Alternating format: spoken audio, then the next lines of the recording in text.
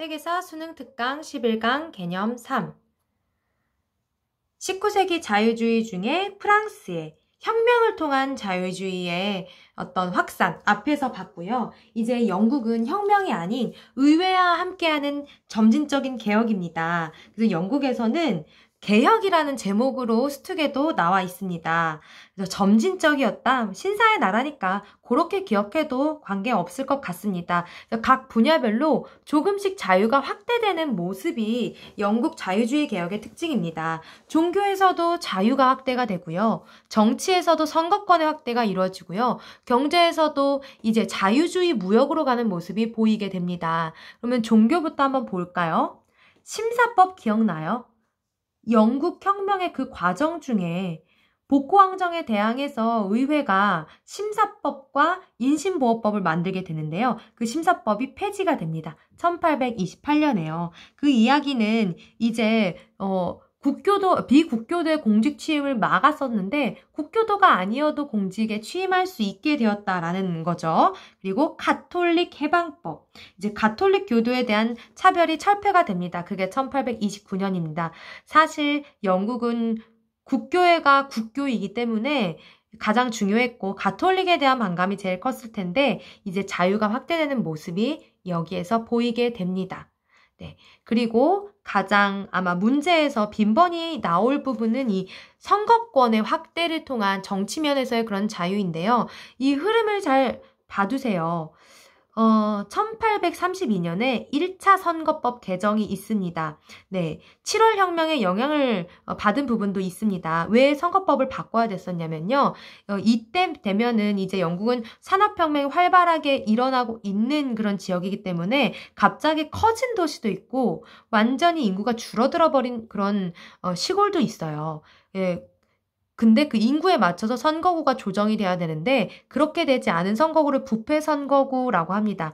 뭐 리버풀이라든지 맨체스터 같은 지역들은 엄청나게 인구가 갑자기 급속도로 늘어서 커지는데 뭐 국회의원 1명 뽑아야 된다. 뭐 이런 거죠. 그리고 인구가 뭐 50명도 안 되는 그런 도시가 있는데 거기서 국회의원 뭐 3명을 뽑는다. 그럼 뭐 비리나 뇌물을 통한 뭐 이런 것들이 일어날 수 있으니까 이 선거구 조정이 반드시 필요했어요. 그러니까 부패 선거구를 폐지를 하고 그리고 도시 상공업자에게 선거권을 부여하는 것이 1차 선거법 개정의 내용입니다. 그러나 아직 도시의 상공업자가 아닌 사람들, 뭐 노동자들한테는 선거권이 가지 않았다고 하는 그런 한계가 있습니다. 그래서 이 노동자들이 얻지 못한 선거권을 얻고자 하는 운동이 그 직후에 시작이 됩니다. 네. 뒤에서 산업혁명 부분에서도 나오기는 하지만 어쨌든 선거권 문제이기 때문에 여기에서도 언급이 함께 되고 있습니다. 차티스트 운동이 10년 동안 계속됩니다. 노동자들의 선거권을 얻기 위한 그런 운동이었고요. 그 이외에도 다양한 그런 요구사항들이 있습니다. 1838년에서 48년까지 10년간이었지만 이 운동으로 성공하지는 못합니다. 네. 그래서 노동자들 선거권을 위한 운동이었고 다른 말로 인민헌장 운동이라고도 합니다. 헌장이 영어로 차터예요. 그래서 차티스트 운동이라고 합니다. 자료는 이제 수특에서 자세하게 보겠습니다. 그래서 차티스트 운동이 성공하지 못했기 때문에 그 다음에도 계속 그 선거법 개정을 통해서 이루어집니다. 1867년에 2차 개정, 1884년에 3차 개정을 통해서 선거권이 노동자와 농민에게까지도 확대가 됩니다. 그렇지만 여러분들 여기까지도 선거권을 얻지 못한 사람들이 사실 있어요. 누굴까요? 다 확대된 것 같죠? 네, 여기서 얘기하는 건 여성들은 다 빼고입니다.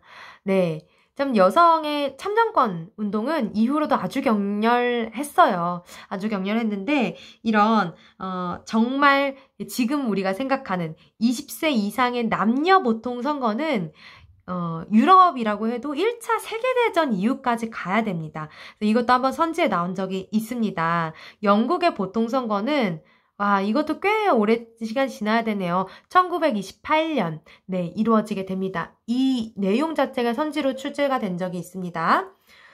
네, 그래서 이 흐름, 1차 선거법 개정에서는 부패 선거구 폐지와 도시 상공업자들이 선거권을 얻었고 노동자들이 얻지 못했으니 차티스트 운동이 벌어졌으나 그래도 얻지 못했고 이 3차 개정을 통해서 노동자, 농민까지 선거권이 확대되었다라는 거 정리해 두시고요. 그리고 경제 부분에서는 자유주의 무역입니다. 이 곡물법이라는 거는 1815년에 만들어진 건데요.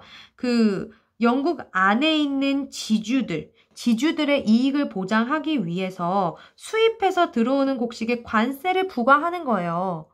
네, 외국에서 더 싼 곡물이 들어오지 않도록. 그런데 이제 지주 이익보다는 자본가의 이익이 중요한 거죠. 그래서 이 곡물법을 없애는 겁니다. 네, 곡식이 싸게 들어와야 노동자들의 임금을 싸게 유지하고 이제 임금도 적게 줄 수 있는 거니까. 그래서 곡물법 없앱니다. 막 관세 붙여서 관세 없이 막 외국에서 싸게 들어오고 하는 거죠. 그리고 항해법. 요거는 영국 혁명의 과정 중에 크로멜 때 만들어진 겁니다. 네덜란드 중개무역에 타격을 줬던 그 항해법 맞습니다. 그런데 1849년에 폐지가 되고요. 항해법이 없어도 이제 영국의 무역에서 거칠 것은 없는 거죠. 그래서 이런 특징들 이렇게 알아두시기 바라고요. 한번 수특을 통해서 자료와 함께 아울러 보겠습니다. 네, 그 선거법 개정 중에 차티스트 운동, 노동자 계층이 요구하는 거예요. 보통선거와 비밀투표 등등을 요구하는 인민헌장을 발표했고요. 선거법 개정을 요구를 하게 됩니다. 그리고 영국의 경제개혁에서 곡물법과 항해법 폐지가 되는 거는 이제 산업화의 성과를 바탕으로 세계적인 강대국으로 영국이 부상하고 있음을 또 보여주는 측면이라고 합니다. 우리 날개에 있는 그런 정의들도 한번 보고 가겠습니다. 네, 조금 여기 위쪽으로 보면요. 그 부패 선거구 있죠? 그 1차 선거법 개정에서 폐지가 되었던 산업혁명 당시 인구이동이 어마어마하게 일어납니다. 그래서 유권자의 수가 줄었음에도 불구하고 의원을 선출하던 선거구를 말하는데 유권자가 50명도 안 되는 선거구가 있었어요. 지형의 변화로 땅이 물에 잠기게 된 땅도 있는데 배 위에서 선거하고 그런 데도 있었다고 합니다. 그리고 곡물법. 폐지가 되는데 이 곡물법은 뭐냐? 아까 설명했듯이 영국 내 곡물 생산자, 지주들을 보호하기 위해서 수입해서 들어오는 곡물들의 관세 비싸게 들어오도록 하는 거예요. 근데 이 법은 의회의 다수를 이루고 있던 지주, 젠트리 계급의 경제적 이익을 보장하기 위한 것인데 네, 노동자들에게 부담을 줘도 노동자는 기왕에 싼 곡물 먹으면 좋고 이렇게 하는 거니까요. 자본가 역시 노동자들의 임금을 많이 주지 않아야 물가를 적게 유지를 해야 유리합니다. 그럼 밑에 있는 자료 플러스 보겠습니다. 네, 인민헌장의 내용입니다. 우리는 자유인의 의무를 수행하고 있고 자유인의 특권을 가져야 한다. 그러므로 모든 성인 남자에게 의원 선거권을 부여할 것. 네, 이게 노동자에게도 부여해달라는 거죠. 앞으로 있을 모든 의원 선거를 비밀 선거로 할 것. 그렇게 선출된 의원의 임기가 어떤 상황에서도 1년을 넘지 않도록 할 것. 피선거권자, 그러니까 출마할 사람들의 모든 재산 자격을 철폐할 것. 의원의 봉직 기간에 대해 적절한 보상을 제공할 것. 주장하고 있죠. 이게 인민헌장이고요. 그래서 그 의원에게 그 임금이 없었기 때문에 보수가 없었기 때문에요. 돈이 없는 사람들은 출마도 할 수가 없었죠. 이 옆에 있는 표도 그냥 있으니 대충 보지 마세요. 다 의미가 있어 한 번씩 봐야 돼요. 1차 선거법 개정 도시의 상공업자에게 가게 됩니다. 이때까지는 아직 유권자 비율 5%예요. 굉장히 적어요. 네. 2차에서는 도시의 소시민과 노동자 9%로 늘어났고요. 3차에는 농촌 광산 노동자 19%까지 늘어나게 됩니다. 그리고 1918년에 21세 남성 그리고 이제 드디어 여성 등판합니다. 30세 이상 여성 46%까지 늘어나게 되고요. 네. 1928년에 돼서야 21세 이상의 남녀에서 62%까지 늘어나게 됩니다. 그래서 인민헌장에서 제시된 요구사항 수용되었다?